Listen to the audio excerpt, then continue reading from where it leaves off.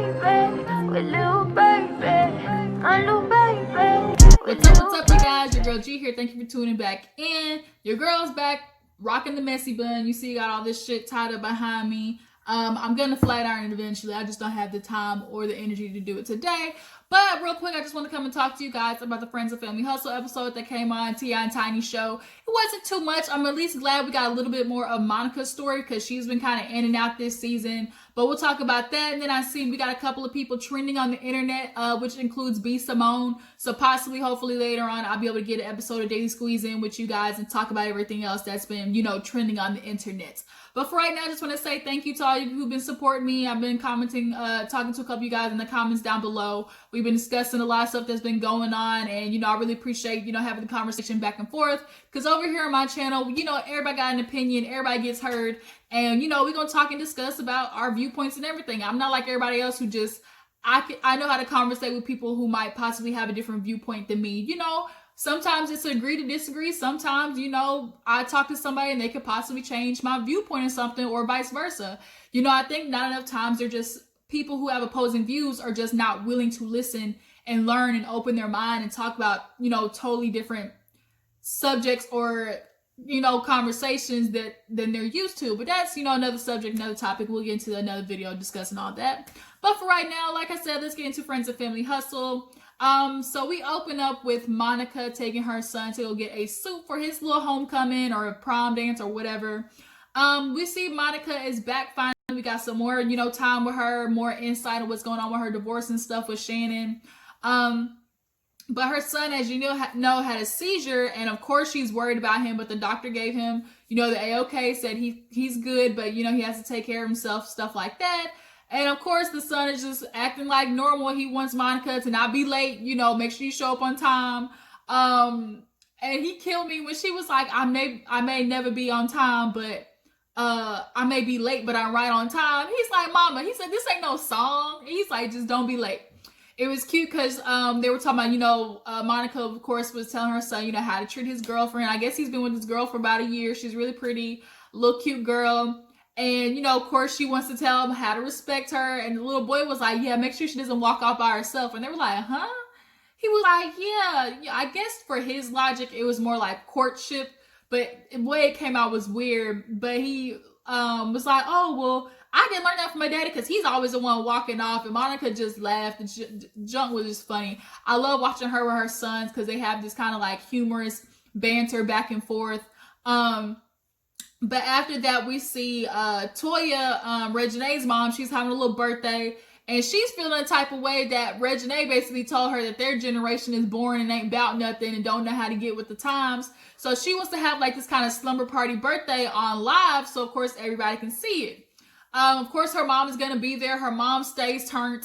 She be on there looking, obviously, that Hennessy, that Remy, that whatever, that Alizé, whatever she want to call it.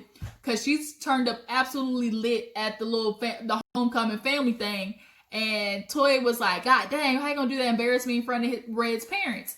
But she wants to do like this little party and just basically show the kids like, girl, I ain't dead yet. And she wants to show Regine that she's really about that life, where you think you got it from. So then we see T.I. and Tiny take their kids out to like this little Sky Zone jump thing because, after the kickball tournament, they realize, they need to do more active things. So Major's always he's so cute, but he's always gonna be kind of like the little outcast of the family. He doesn't really like to be outgoing or, super involved in everything. He likes to stay in his space. He plays video games. He's into technology and he's very much an introvert. And so you kind of see that when he tells his dad at the concession stand, oh, I went to school with them. I know them. And he was like, why didn't you say nothing? He was like, because... So T.I.'s trying to figure out Major's situation. We all know Tiny, they were trying to take him to karate and like make him do a whole bunch of things. But Major just ain't into that shit. He ain't like y'all. He just wants, be me, myself, and I. He wants his peace. So they're sitting down at the table. And of course, T.I.'s trying to, talk to his son. And Major finally says, look, I want to do games kind of like the Japanese anime style. That's really big. I don't watch anime, but I know a lot of people do. So T.I.'s, is going to take him to like this like gaming, warehouse where they, develop all the technology and stuff like that. So then, we kind of get on King because King, was talking about the competition that he has with T.I., how he needs to get 300 people on a school night, and he thinks he's going to win it because, him and Tiny snuck their asses to Chattanooga, but little do they know T.I.'s keeping in his back pocket that he already knew that they went to Chattanooga, but he's waiting for the right time to basically blast their ass with that information. So we see a little cute scene where all the ladies get together. I like when all the ladies get together. Their connection with each other. It's just a lot of good chemistry between them on set and on scene. We just see how much like they really are truly friends. So they want to plan like a little girls trip, and they're gonna go to Mexico. And originally, how it was gonna be a girls trip, all of a sudden T.I. comes walking in, and this is how you know T.I. misogynistic. You see, he made a joke talking about, I don't smell what you ladies up to. I don't smell no food cooking. And it's like, my nigga, oh, because a whole bunch of ladies in the kitchen, it's just supposed to be some food. Now, granted, it might have been a joke, but we all know there's always a little bit of truth to a joke that people make. And T.I. has definitely shown that he can be chauvinistic and misogynistic at times. But, he heard that they were taking a little girls trip. So he's like, you know what? We gonna do a guys trip. I bet I can call somebody right now. And they were like, what's the occasion? He said, shit, it's somebody's birthday. And that made everybody laugh. And Monica was like, well, we might as well just make it a family trip. My kids say I don't go off without them enough or something like that. And, she doesn't want them to miss school. Of course, T.I. was like, well, my kids can go because King don't give a damn about school. No way. And if you know that about King, T.I., you should be forcing him to go take his ass to get tutored and a whole bunch of stuff, regardless of him making music, because King's ass is a slick one. He is going to be T.I. times 10 on crack. You could just tell he's going to be a goofy nigga that gets all the females. He's gonna get a girl pregnant. Give it 2 or 3 years. 2 or 3 years, he for sure getting a girl pregnant. And that's real ironic from the fact that you want to be all checking on Deja, but you're not going to be checking your son when he's out here slinging that little wheelie of his everywhere, which way, up and down, side to side. But you can't check him, but you sure can check Deja. It's that shit right there. And that's, I think, in the next episode, actually, the whole situation with Deja comes about. But yeah, so I guess they're just going to turn into a family trip. So we see LaToya, y'all know she's doing this Christmas song or Christmas album, basically. And, Bobby and her have been on better terms since the counseling. They've been vibing a lot better. They got some stuff cleared up. So the energy between them is nice. And she's still making this song, though, for, Christmas. But, people always make holly jolly Christmas music, kissing under the mistletoe. And so LaToya's like, well, shit, what about the people who aren't happy during Christmas, who are going through a lot of shit, maybe experience a death or, split, with their spouse around Christmas? Like, I want to make a song for them too. So Tommy in there, of course, trying to make shit about him being all behind Toya, saying, oh, we can make the video together. It's just something about Tommy that just reads to me like he just really doesn't want Toya to just take off again. He wants to control it to me. That's just how he comes off to me. But so the E1 execs come in and they listen to the song. I actually enjoyed the little snippet of the song I heard. Toya actually is very talented. She just didn't have the right push behind her. But they like the vibe of it, of course, and, they're asked, where did it come from? Where did the influence come from? And she was like, obviously, my life at the time was kind of held in a handbasket dealing with Tommy, so she drew, obviously, some influence from that. So they're going to finish that song. Of course, she's going to do, like, a whole album and stuff like that, but they like the direction of how that song is going, at least. Tommy, I guess, now has become her booking agent. She was not down for the cause with him taking over the manager position or being the booking dude. But he got her this little interview on Dish Nation with the Brat. And, of course, the Brat and Toya have a good relationship. It was a good show. And she's like, oh, I'm just enjoying the time that me and Tommy are having together. And it's like, girl, we've seen this all too many times. Having your nigga as your manager, your booking agent, anything to deal with their business is not good. Ask Wendy Williams. Ask Mary J. Blige. Girl, it's not gonna work. As of right now, yeah, because y'all are good. The connection is good. Y'all spending time together is good. But what happens when that shit starts going back down and is a crash in the making? Y'all's relationship of working very close together is gonna be miserable. And from what we've seen of Tommy already, he's very petty, passive aggressive, and knows how to fuck up the mood, for lack of a better term. So, girl, hurry up and find you a manager, or you're gonna start hating Tommy real fast and in a hurry. But at least she's like, I can appreciate that he's hustling for me. He's by my side. Yeah, girl, that's good for right now, but just wait. So T.I. takes his major to like the little gaming warehouse or whatever, and showing them how to do it, how they put the bodysuits on people, and they make the actions on screen and stuff, and King's out there in the little tights. It was a good little scene for Major because that's what he's really into, and T.I. is enjoying the fact that he finally, found something that Major is connected to.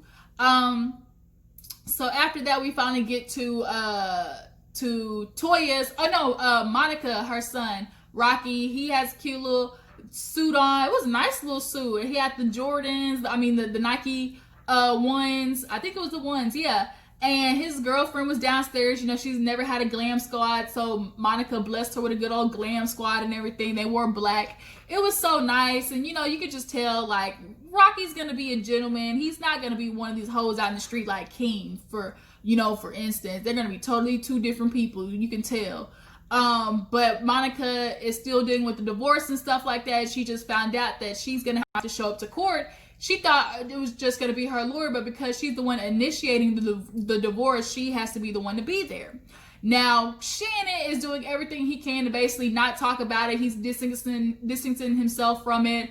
But Monica is basically saying, like, I just want to get this over with. I'm done. I never thought I'd be going through this again. But she wants to keep it private. She's trying to have the judge seal some records so her business isn't out there. I get it. You don't want everybody in the world knowing your information, your financial information, stuff like that. But it obviously is hard on her, but she's doing her best to try and hide it from her kids, especially her daughter, who is a daddy's girl. She got this rental property, and in one scene, she's talking to her daughter, and she's like, well, do you like it? And she's like, no. The kids are like, no, I don't really like it. And, she gets it. She's like, I just want to find something for them. And she's so used to climbing up in the bed with us and with her dad, so it's going to be adjustment for her. But I can appreciate how well Monica is trying to cushion the kids from feeling the effects of the divorce, especially as a kid who's been in the middle of parents and this divorce shit. Like, it can get messy, and I've been through my fair share of messy situations with parents. Granted, I was a lot older than Monica's daughter. I was in high school when stuff like that was going on with my parents and they were getting divorced, but it was bad, y'all. Possibly story time. I'll give y'all, more back story on my life and everything, so y'all can get to know me. But nonetheless, back to the review. I just get what Monica's trying to do. I get it. But nonetheless, Rocky goes to a little homecoming. It was so sweet. The girl Mariah got her little stuff done. It was nice. But yeah, so we finally get to Toya's little party. Everybody's wearing their PJs and their pajamas, looking all sexy and stuff like that. They got it on live. She has the pink theme. Tiny comes in, and y'all, we not gonna sit here and lie and say that Tiny's ass is botched, okay? In the famous words of Nene Leakes, blow up booty, botched booty. Like, Tiny, you built like an ant right now. Your legs are not matching the stature of the booty implants that you have put in. So it's starting to sag and look a little funny. And if T.I. really loves you, he would tell you, you need to go get that fixed, okay? You might want to go on the botched show and figure out a way to decrease the size of those two cement blocks behind your legs and get that shit together. It's not cute. Toya's, I guess she got her butt done, got the little mommy makeover. You can kind of tell. Is it natural? Y'all let me know. I don't think it is, though. But Toya had her little, jumpsuit PJ on. Everybody had on kind of the same thing. Monica finally came, even though, her divorce stuff is tomorrow. But it was really nice seeing them have a good time, playing on the live and stuff like that. Obviously, things got a little messy and a little explicit with the mama being there, and they played this cute little games like, what would you do? And they had all these different scenarios, and one of them was like, what if you knew both of your girlfriends were talking to the same dude? And for Toya, it was like, I might just stay out of that. And for Tiny and Monica was like, girl, you better tell me. Do not let me be out here talking about you and all that type of stuff like that on the phone.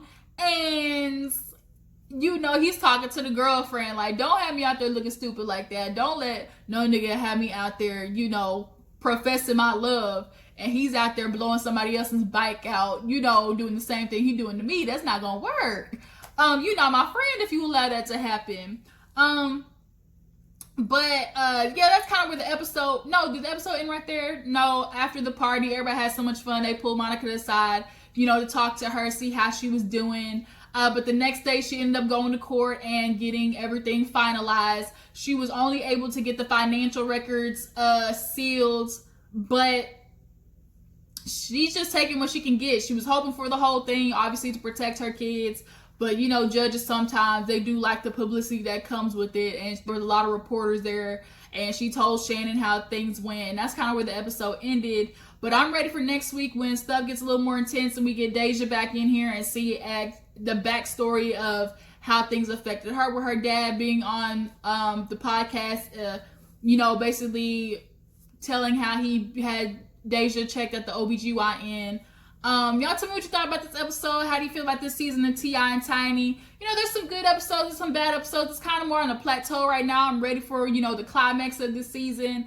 But we'll get into it. I appreciate you guys for tuning in. Like I said, I will get to an episode of Daily Squeeze, hopefully talk about B. Simone and a couple other things that have been taking over the internet. This is your first time tuning to your girl video. How about you hit that subscribe button before you go and join the fam, become a member of the Juice Box crew.